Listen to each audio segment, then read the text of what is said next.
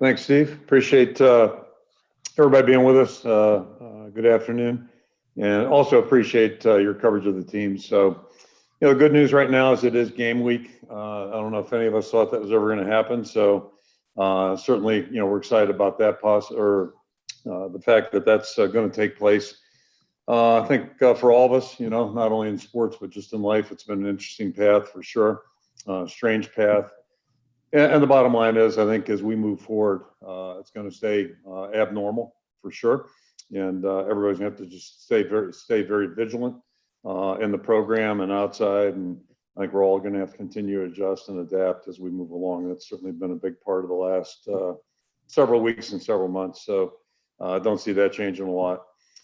Certainly we had our challenges during the summer from a training standpoint. And then when the season got pushed on August 11th, that really, I think, was a low point from a football standpoint for our team. And, it was obviously a very, very significant change when the season got reinstated. And I can't say enough about the players and what they've done since that time. That being said, we still have serious concerns about our conditioning level and have had through this entire time just because of the lack of consistency and, getting the guys. And really, for the most part, I don't think it was until last week where we really felt like we were at a level where we could practice as long and as hard as maybe we would like to. So at least we're able to build up to that point. But I think all that being said, all along the way, the players worked hard. They had a great attitude, and they're clearly excited about having a chance to play football, and we're excited about having a chance to coach them again. So that part's all good, and just really proud of the guys' efforts. As we shift our sights to Purdue, first thing I want to do is just extend, on behalf of everybody with our program, our best wishes to Coach Brom. And, very sorry to hear that, you got hit by the virus, and hoping that he has a very quick recovery. It's just a reminder just how real this is, and, it's everywhere. So nobody's immune from it, but just certainly wish him the best as he moves forward. Our captains for this week, we'll have 5 captains. Only one can go out for the toss, but we have 5 captains. Keith Duncan will represent the special teams. Chauncey Golston, Nick Neiman on the defensive side, Makai Sargent, and Tyler Linderbaum on the offensive side. So there'll be our 5 captains for this game. And like every first game, I think certainly presents unique challenges. This one a little bit different. I can't remember the last time we opened up with a Big Ten game in the opener. So that's going to be different for sure. Raises the stakes. And this season is very, very different in the fact that it's 8+1. So 9 straight games with Big Ten opponents and straight sprints. So that's a little bit different for sure. If you look at Purdue, we're going into this as a first game, a lot of unknowns, certainly, but I think one consistent thing you can say over the last 3 years since Coach Brom's gotten there, he and his staff have done a great job. They've always had talented players, and they've got some very talented players right now. They're very well coached, and they have a clear identity of what I think they want to be as a team. If you look back at his track record, they've always been a very explosive, productive offensive outfit. And that's certainly the case. That's what we expect from this year's Purdue team as well. Offensively, they have a system in place. They've been doing it for a long time. They've been extremely successful. They throw the ball as well as anybody that we'll face. And they've got a couple quarterbacks that have played. But I think most notably, obviously, is they have 2 of the better receivers that we've probably ever gone against at any one time. I think back to last year, about Minnesota coming in here with a quarterback that could really throw it, and 2 outstanding receivers. But beyond that, a really good group of skill players. And Purdue's got good running backs. They've got other receivers that are very good, but they've got 2 that are as good as you're going to find anywhere in the country. So it starts right there. That's going to be a real big challenge for our team, our defensive team, and our team in general. And then it's interesting on the defensive side and special team side, they have 2 new coordinators there. So not only is it a first game, but we're looking at film of players playing in different systems and what we're going to see this week coming up. So on the defensive side, Bobby Diaco, an Iowa grad, has done a outstanding job in his career coordinating defenses, and now he's at Purdue. And then the special teams coordinator came from North Texas, and he's had a very successful career as well. So on both those sides, a lot of unknowns. We get a chance to see some of the players that are going to be back, but certainly they're going to be playing in a different scheme. So we got a lot of projecting to do in that regard. Then one thing of note too on the special teams, Rondell Moore is a returner as well, besides being a great receiver. And had a 28-yard punt return against us 2 years ago, the biggest one we gave up that season. So, he's a very dangerous player in that regard too. So that's kind of a little bit of a nutshell there. But the bottom line is, okay, we're playing football, and that's the best thing right now. I think I'm sure it's not unique. I know all the way through this, it's not going to look the same. The crowd won't be the same, home or away. Very, very different experience that way. It's just been an unusual path for everybody involved in college football, common denominators. I think we're all excited to get a chance to get on the field and finally compete, and that's the exciting part. So we're looking forward to the challenge on Saturday, and also just want to thank our fans. I know they won't be in the stands, but I'm sure they'll be watching, and we should just continue to appreciate their support of our team. That being said, I'll throw it out for questions. If you have a question for Coach Ferentz, please raise your hand. In order to do so digitally, please click on the participant button at the bottom of your screen. And when it is your turn, I will ask you to unmute, and you will be called on by name. So we will start with a question from Scott Docterman. Yeah, Kirk, I had a question kind of about the late week testing process, and that's when do your players get tested on Fridays and then Saturdays? And is there a fear of fake positives or false positives? I'm sorry, kind of like what happened with, I guess, Nick Saban last week. Sure. So our routine, we all have a set time during the course of the week that we get tested. And then on Friday, my understanding is it's obviously going to have to be before we travel. So it'll be Friday morning. And that's my understanding too on Saturday. It'll be a Saturday morning test. So I assume at the hotel. I haven't looked that far down the road. But, that being said, the question about the false positive, it's always a remote possibility. I think I heard somewhere in the last 24 hours, it's right now we're conference-wide. I think it's about 98.9% accuracy. So no system is 100% perfect that I'm aware of. I think, certainly we're all learning daily and continue to learn daily. But just my brief knowledge of this whole thing, looking across the country, I don't think anybody's got a better system in place right now, including the National Football League, than what we have. It's to me, it's been the game changer. That's allowed us to start practice. I think it was on September 30th when we got the testing started. It's really allowed us to start practicing. It's eliminated the contact tracing issues that were causing so many problems and so many challenges. So that's been a big game changer. And it took a long while for us to get there. It was a long, bumpy road to get there, but to me, at least, it's allowed us to have a chance to go forward.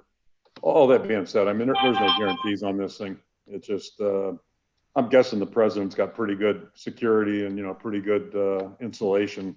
So, anybody can get it. That's just one reality, unfortunately, that we've all come to realize. Take a question from Tom Kakert.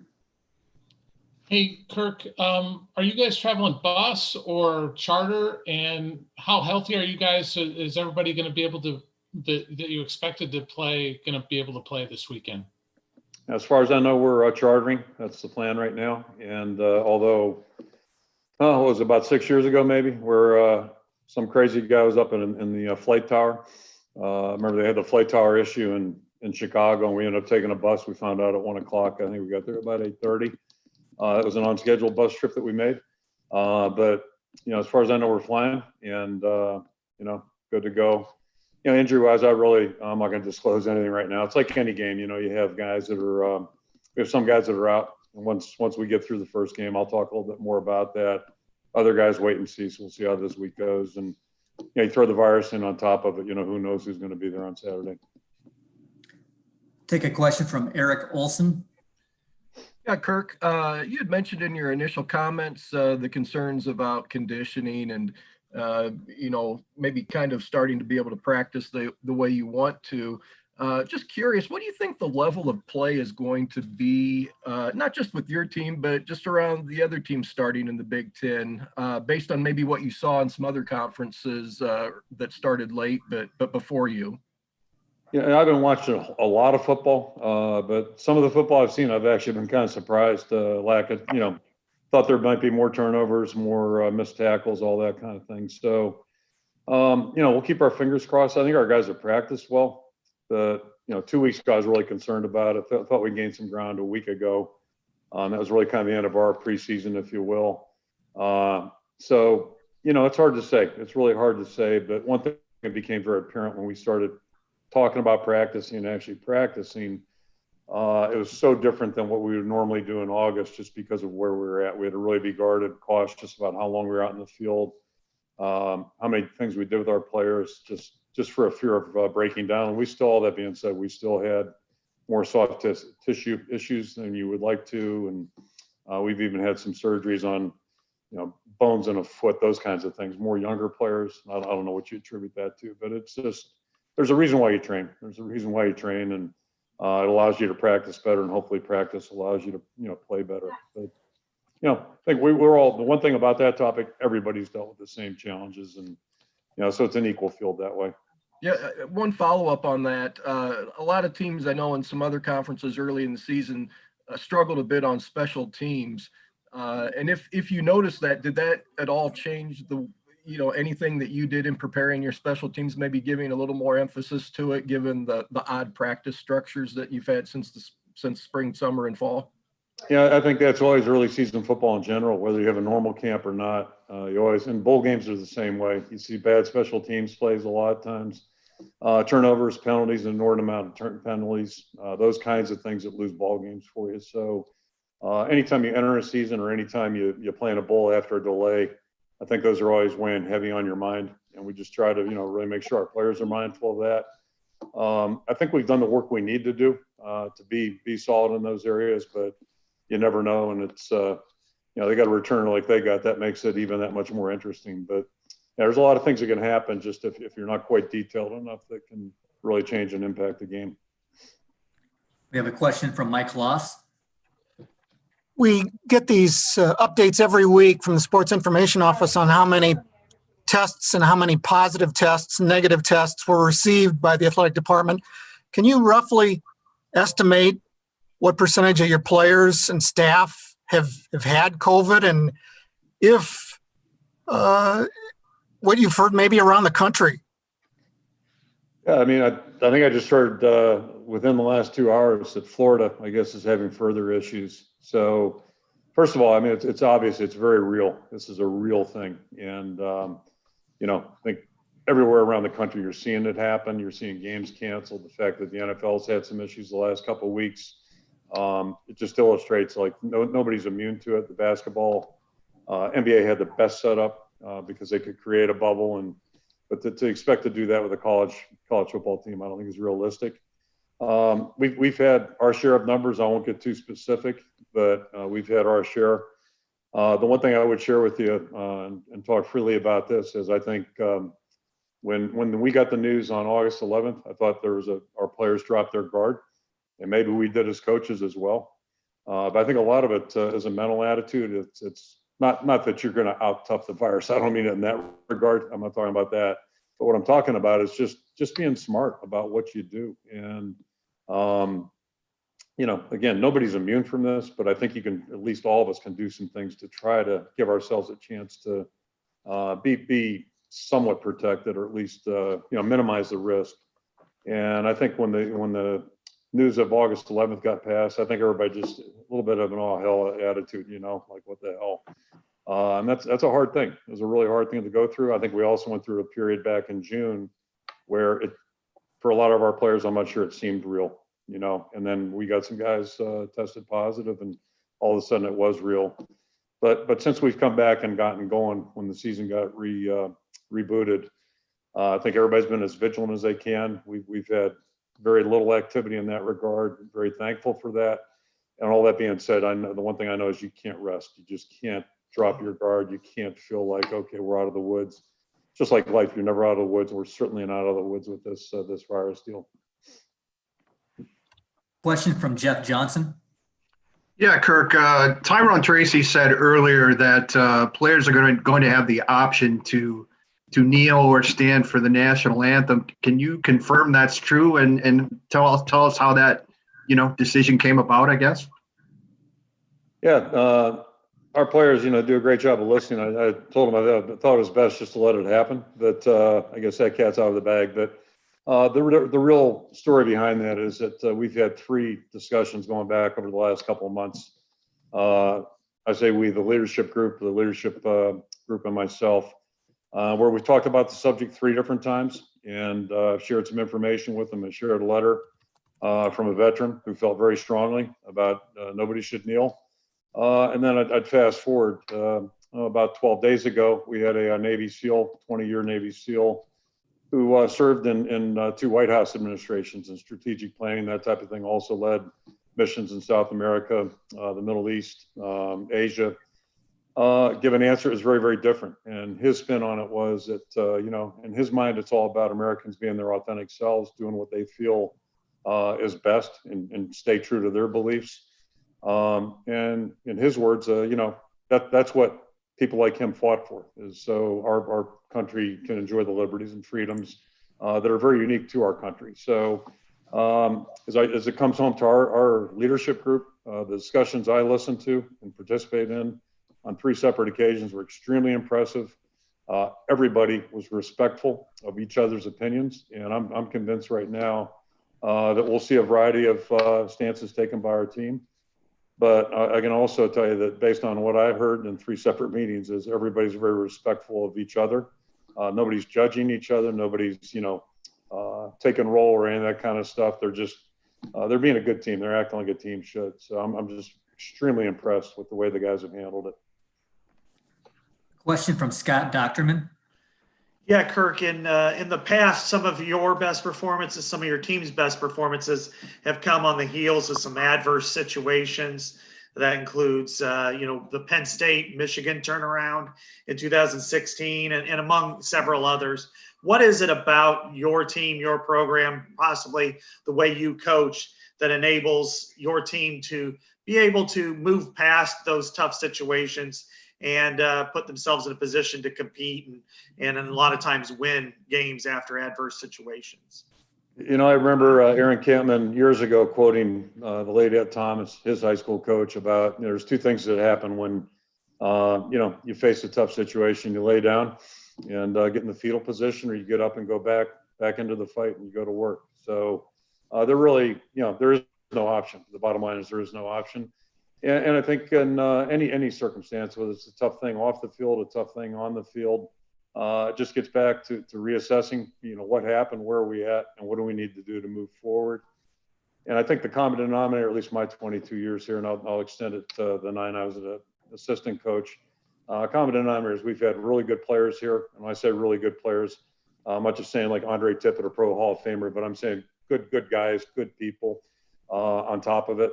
And a guy like Andre Tippett, who's Zoom calling with our linebackers, 40 years later, Zooming with the linebackers here this past offseason. So there's just a quality of people here, be it our players and our coaches, support staff. I think that's been a common denominator. And I think we've all worked hard to, assess what needed to be assessed. And then more importantly, how do we move forward? How do we better things? How do we improve things? And, I stand here today, feel very confident about where we're at right now, and I feel good. We've got a great group of guys. And I can't say enough about the way our players have handled the last however many months. It's been 6 months since we left here on March 13th. They've done a great job. And that's kind of something I was banking on all along. We've got quality people here. Next question from Chad Leistico. Yeah, kind of along those same lines that you just mentioned. Really haven't, given what happened in June and such, we haven't really seen mass transfers out of the program. Is that a good sign for you? And how have you kind of held things together given what happened this summer? Well, when probably on June 6th, I think it would have been, I don't do a lot of texting, obviously, or I don't do anything else, but I did send a text out to our staff just saying that, we got good people in the program. What I just said, we have good people in the program, and we'll work through this, and I'm confident in the people that we have, be it our players, support staff, or staff. And that's exactly what we've done. We all the things I've said publicly, we've tried to put them in action, and that's the important thing. So we've tried to do a good job of listening. What were our players saying? How are they feeling? And then trying to find solutions to make everybody feel like things are a little bit better here. We can improve things, and we'll continue to do that and continue to listen to our players. And that's the important thing. but I also think they have a healthy respect for what has to be done. And I don't think anybody's lost sight of the fact this is a competitive game. And as I've said publicly, at some point, you either measure up or you don't. You either make that first down or you don't. You get the stop or you don't. Field goal goes in or it doesn't. And they understand that. I think they have a good understanding of that. We'll see how it looks over the next 9 weeks. But it all gets back to the quality of the people. And that's one thing that's never changed. We've got really good people on this football team and guys that want to do things right, and they want to do them together. And that's a thing that helps me sleep every night. Take a question from Isaac Goffin. Hi, Coach. So I've been talking to Spencer Petras, his high school coach and a teammate of his out in California. Could you elaborate more on how his leadership skills have been settling in at Iowa? Well, Mozzie, first of all, is a great guy. Great story. Boy, he's got a tremendous story. If you got about an hour to listen to it, on a lot of levels. But yeah, Spencer's a great kid. He's just done a really nice job. We obviously liked him. We recruited him, and everything he's done since he's been here, he's grown, he's developed, improved with each opportunity, and he's practicing well right now. So we have every confidence he'll play well this year. He's got some ups and downs. He's a first-year player. Everybody does. He'll be anxious and nervous on Saturday, just like all of us will. That's competition, but I think he'll do an outstanding job. And he's worked hard. He acts like you'd want a quarterback to act. He just, but it's all genuine. It's not for show or any of that kind of stuff. That's just who he is. And we're just thrilled he's on our football team. A question from John Sears. Yeah, Coach.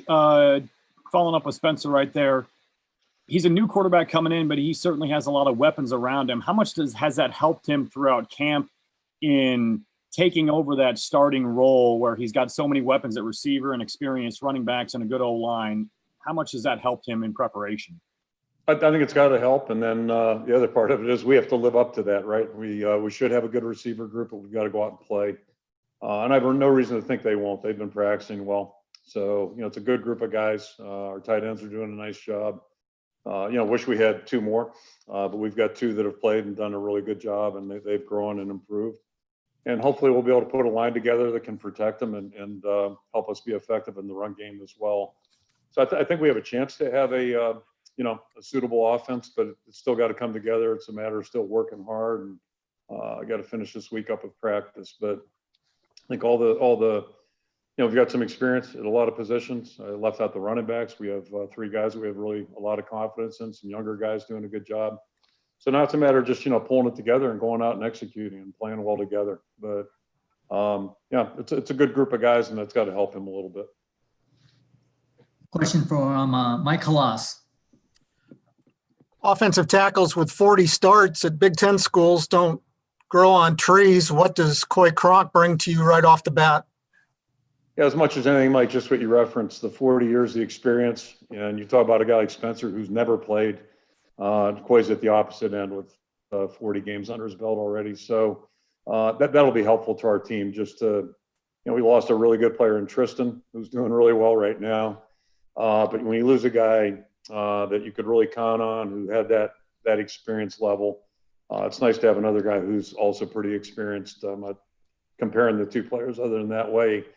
So it's good. It's certainly good. And, AJ on the other side's a really experienced player too, and he's done a very nice job throughout this whole preseason preparation. I got to tell you, it feels really strange saying preseason when guys are taking midterms during preseason practice and, we're wearing winter coats out there to get in your car. So that's kind of strange. But, we're thrilled that Coy's here. He's a tremendous young man. Go back to Scott Docterman. Yeah, Kirk, when you look at Purdue and there was specifically the two receivers, but they always seem to have 3 or 4 or 5 that are pretty good. They provide probably a greater challenge than even most that you faced recently. With your secondary, do you anticipate playing 5 or even 6 defensive backs throughout the game? And how does Julius Brents kind of figure into that right now? I'll start with Julius. He's had a really good preseason. So we're excited about that. He's doing really well. Last year, he had a hard time getting things together, injuries and different, just never kind of got in stride, but he's done a good job here this year, this preseason period. I was trying to think about their two receivers. I was going to say they're the best we've faced, except, we faced Landry and Odell Beckham, right? So, I mean, those two guys are pretty good. They just couldn't get the ball to them. But, I'm thinking about Minnesota last year where they did get the ball to both those guys, and they had other guys that were good too. So it's kind of a comparable. There's a reason why Minnesota scored as many points as they did last year. And you look at Purdue, and they've got a bunch of guys that can really, really go at the receiver position. But those two guys are marquee players. We tried to recruit Bell, and just didn't have any luck. But boy, what a great player he is too. And we had a hard time defending him last year alone. Same thing with Moore before that. Now you got them both playing, and they've got a couple quarterbacks that can play. So, just they're a good. Expect them to be a very explosive offensive football team. And to answer your question, we'll play. I'm sure we'll play some 5 and 6 DB stuff. Question from Tom Kakert. Kirk, it seemed like you had a pretty good battle at guard that Cole Banwart and Kyler Schott ended up getting the starting jobs. What separated them at the end? And are you going to think about maybe using a rotation during the first game to kind of get some of those other guys out there as well? Yeah, so Banwart's starting because I left him off the press, the 2 deep last time we met, right? So, and I apologize for that. But yeah, to answer your question, we have some competition going on, and I really don't know who's going to start in the offensive line. But you've got those guys. You've got Kallenberger. You got certainly Cody Ince in the mix. Justin Britt. So we've got a handful of guys, and I'm not sure what the starting lineup's going to be. But to your second point, I think you'll probably see some rotation going on because I think those guys are so close. There's not really a reason not to play some of the guys. Some multiple reps. Question from Chad Leistica. Hey, Coach. A lot of times you'll kind of joke that you'll sleep well on weeks you've practiced well. Do you think you're going to be sleeping well this Friday night? And what are you worrying about the most? Well, the one difference is didn't have to worry about taking a COVID test on Saturday morning for myself or anybody else. So that's a new dimension. And those things you can't control. But I guess we've had people get appendicitis before, things like that, random things. But you're never out of the woods. That's one thing life teaches you. Certainly the virus has taught us that.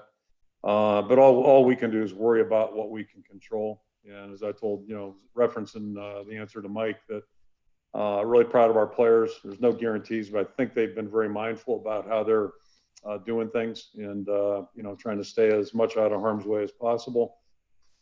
But as football players and a football team, the best thing we can do is try to practice well. I thought we had a good day today. It was our first really, heavy work day of this week. Hopefully we'll do it tomorrow, and hopefully just got done watching the film. A lot of things we need to clean up. So hopefully tomorrow, a lot of those things will look a little better than they look today. But we'll be saying that in week 9. I'm guessing this is one of those years where, because of the circumstances, it probably won't be as crisp as you hope.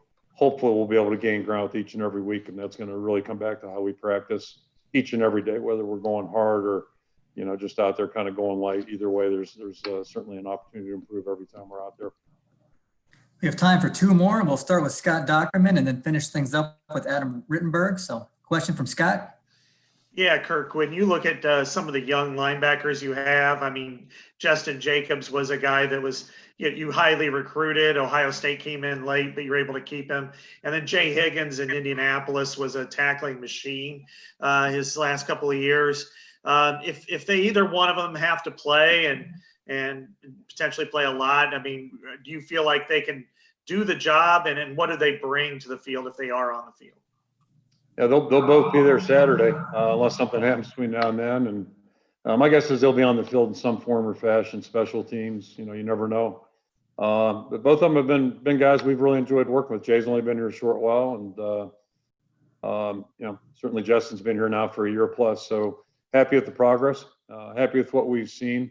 I'll throw Barrington Wade in there. It's just kind of an older guy, but kind of forgotten in some ways because of the cash position, but I think he's one of our more improved players, and he's playing with real good confidence right now. So I think it's fair to say that all those guys have a chance to be on the field, and really pleased with the progress all 3 of them have made. And Jay being the youngest of the group and probably the most to learn still. Final question, Adam Rittenberg. Yeah, hi, Kirk. You mentioned how this is unusual, having a Big Ten game to start off with. Sometimes that even increases the urgency for some players, but I'm curious how that affects your evaluation. It's still a first game, unusual circumstances, but obviously jumping right into a conference opponent. Yeah, it's just the stakes are a little bit higher because, if you want to win the Big Ten West or the Big Ten East, it helps to win those games. And that's just, simple math there. So it's not like playing a non-conference team. Not that those games don't mean a lot too, but they don't apply to the conference race. So, everything this year being condensed, excuse me, is just, that much more significant. But all that being said, you can't change your approach. I mean, our opener last year, the year before, we were trying to win, trying to play our best football, and that goal remains the same. There's only so much you can do in a given week, and no matter who we're playing, we want our guys to try to prepare as well as possible. Expect the coaching staff's going to do the same thing, and then hopefully we'll go out and play as well as possible. The difference this year is there's no really mapping out of the schedule. It's not like 3 games, a bye week, 4 more games, another bye week, all this and that. I mean, it's a 9-game march. That's all it is. You don't have to really think too hard about that. Only variable this year is we got 3 short weeks, 2 Friday games and an election day game. So that's a little bit of a wrinkle in there. Make an adjustment on that, but it's basically 9 weeks straight ahead. Don't look back. Okay, thank you very much, Coach. Okay, thank you. All right.